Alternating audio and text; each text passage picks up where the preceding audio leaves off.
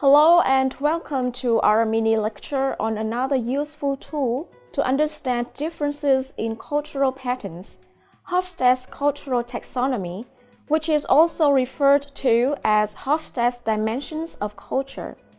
This video is brought to you by the University of Languages and International Studies.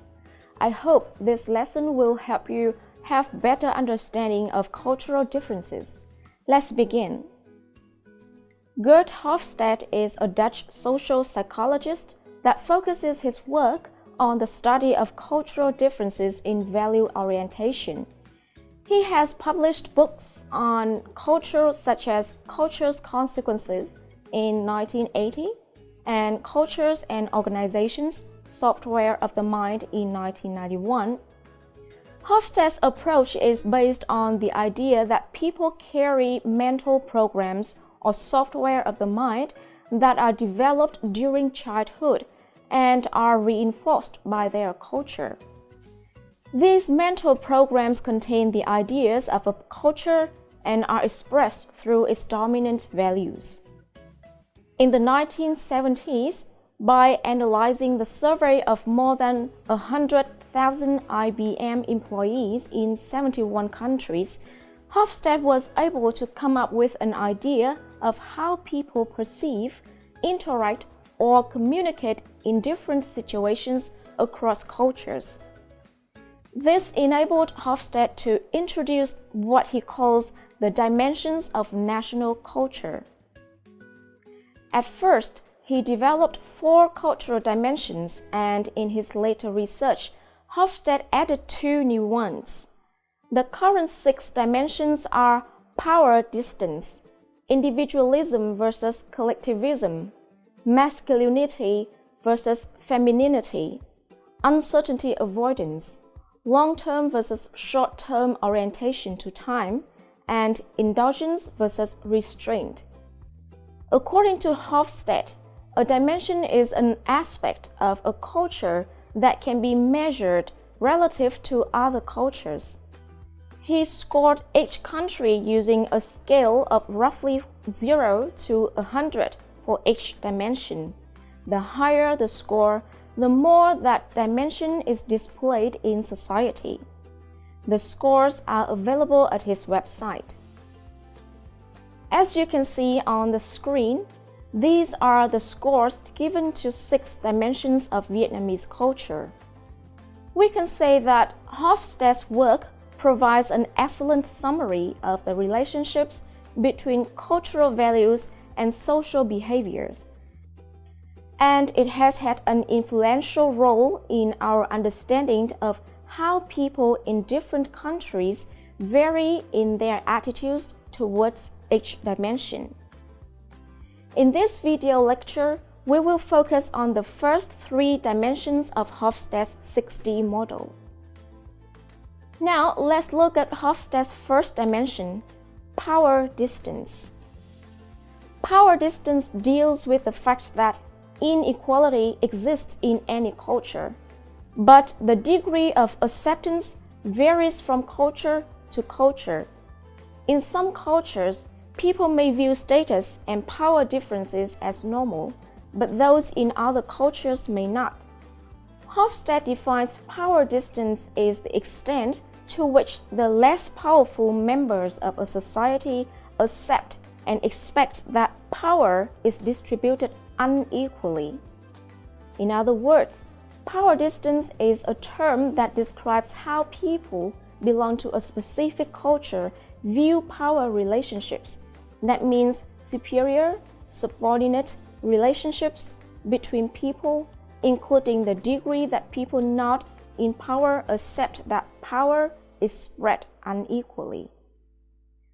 Cultures are classified on a scale from low to high power distance. According to Hofstede's research, people in cultures with low power distance believe in the importance of minimizing power or social and class distinctions. They don't quite like this idea of inequality and demand justifications or explanations for inequalities of power. In contrast, People from cultures that prefer high power distance generally believe in a hierarchical order in which everybody has a place in the society. They accept differences in power as a reality of life. Examples of cultures with low power distance are Austria, Denmark, the United Kingdom, and the United States. Meanwhile, Malaysia, China, Singapore, and Vietnam are classified as the cultures that prefer high power distance. The degree of power distance are evident in many aspects of life, such as family customs, teacher-student relationships, language systems, and so on. In higher power distance cultures, children are expected to obey their parents and students are expected to comply with their teachers' requests without questioning them. Even the language of high power distance cultures is more sensitive to hierarchical distinctions. Vietnamese, for instance, have separate terms to address family members such as anh, chị, anh cả, chị cả, em, út, and so on. Meanwhile, in low power distance cultures, parents and children are more likely to interact like equals. There will be no yes ma'am or yes sir. At schools, teachers expect activeness from students in class, and people in the society will expect equal right and equal treatment for everyone. The second dimension in Hofstede's cultural framework is individualism versus collectivism. Individualism versus collectivism index refers to the degree to which people in a specific culture are integrated into groups. This dimension focuses on the questions about whether people in a specific culture prefer a close-knit network of people or prefer to be left alone to take care of themselves. The high side of this dimension is called individualism, while the low side called collectivism. In more individualistic cultures, individual autonomy is most important. Individuals are supposed to be independent, to take care of themselves and perhaps their immediate families. Decisions are made based on what is good for the individual, not for the group. Keywords used to refer to this cultural pattern include independence, privacy, and more importantly, me. For example, societies such as the United States embrace an individualistic culture based on the beliefs in freedom, individualism, and self-reliance.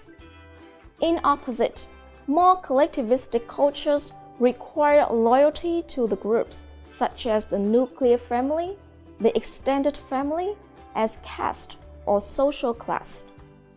In turn, the group is expected to take care of its individual members.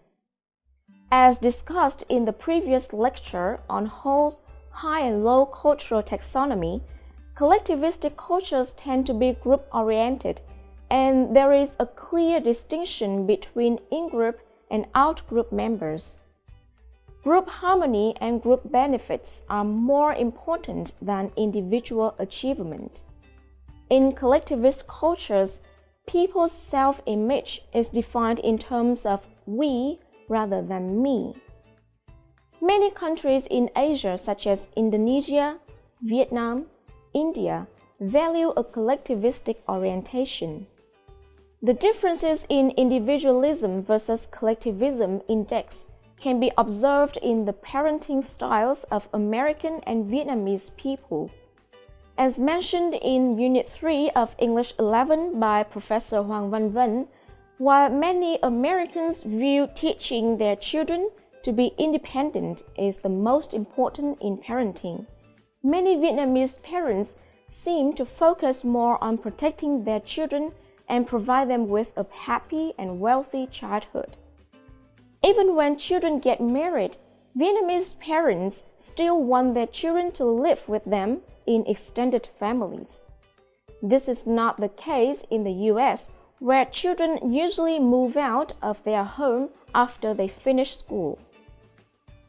Now let's take a look at the third dimension, masculinity versus femininity. According to Hofstede, masculinity versus femininity index refer to the degree to which masculine or feminine traits are valued and revealed in a specific culture. A high score on this dimension indicates masculine cultures. The society will be driven by competition and success, with success being defined by the winner or the best in the field. This value system starts in school and continues throughout organizational life. Acquisition of material wealth, that means getting rich, and career success are emphasized. In this view, people should be judged on their performance and achievement in the workplace. Members of high masculine cultures believe that men should be assertive, which means be strong and determined, and gender roles are clearly different. Japan, United States, and the UK are countries with high score on this dimension. Whereas a feminine society is one where quality of life is the sign of success and work satisfaction is more important than achievement. In other words, from a career orientation perspective, people in feminine cultures prefer to live to work instead of work to live, like those in masculine societies. Another point is that people in feminine cultures tend to place more value on relationships and quality of life. Society at large is more consensus-oriented, rather than competitive. In this view, femininity stands for a preference for cooperation, modesty, caring for the weak. In feminine cultures, gender role overlap is much bigger than that in more masculine cultures. Gender role overlap refers to what extent society accepts what men and women traditionally should do. For example, men can assume nurturing roles such as taking care of children and doing housework and need not be assertive. Examples of feminine cultures include Sweden, Portugal, and Thailand. The score of Vietnam is 40, which is considered low on masculinity dimension. Hence, Vietnam is classified as a feminine society. Do you agree with this classification of Hofstede? Does it mean that the gender overlap in Vietnamese society is big? And is gender inequality in Vietnam lesser than that in masculine societies such as the UK and the US? First, it seems that Hofstede did not mean using this masculinity versus femininity index to describe how gender equality differs in a culture, but rather used the terms to describe certain tendencies.